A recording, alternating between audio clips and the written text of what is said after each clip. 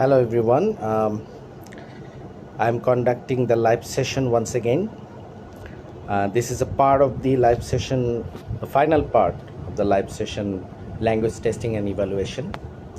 Because by mistake I have forgotten two major items which are very essential to learn and know, and that's why I have decided to conduct another live session, and I hope this live session will also be added to the previous one and you will be benefited out of it.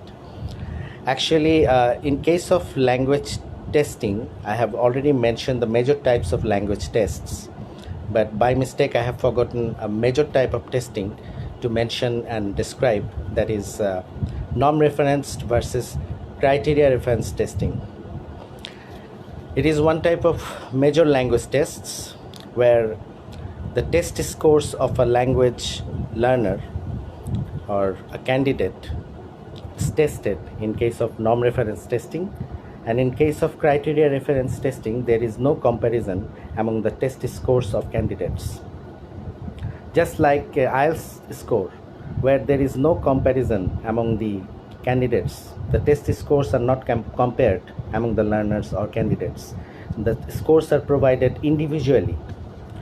But in case of norm reference testing, the test scores are compared among the candidates and results are given accordingly.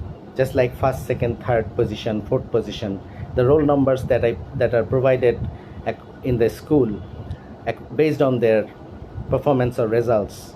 That means the test scores are compared among the learners. One score of a testee is compared with a group of other testees. That is known as norm reference testing. But in case of criteria reference testing, there will be no comparison among the learners or candidates. Just like I have given you one example, that is IELTS scores, where the scores are provided individually.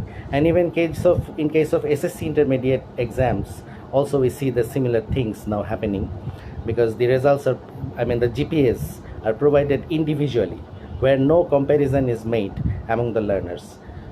But in case of norm reference testing, there will be a comparison, whereas in case of criteria reference testing, there will be no comparison of test scores. I hope you understand. And now let us talk about phase validity. This is one kind of major quality of an ideal language test that is very important to know. Phase validity, it is one type of validity.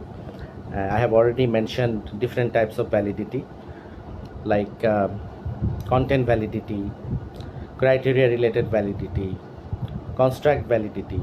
Now what is phase validity? Well, phase validity is just like we actually talk about face value of someone, that this person is not good looking, is very ugly. So first impression is not good about that person, because his dress up, his get up is not good. He's very arrogant, untidy, and very ugly, unsmart. So that creates a very bad impression. In case of language tests, the face value is very important. Like the test has to measure as it is supposed to measure. Suppose for writing skill, for testing the writing skill, the candidate should or must write. For testing his speaking skill, he should speak. For testing his listening skill, he must listen.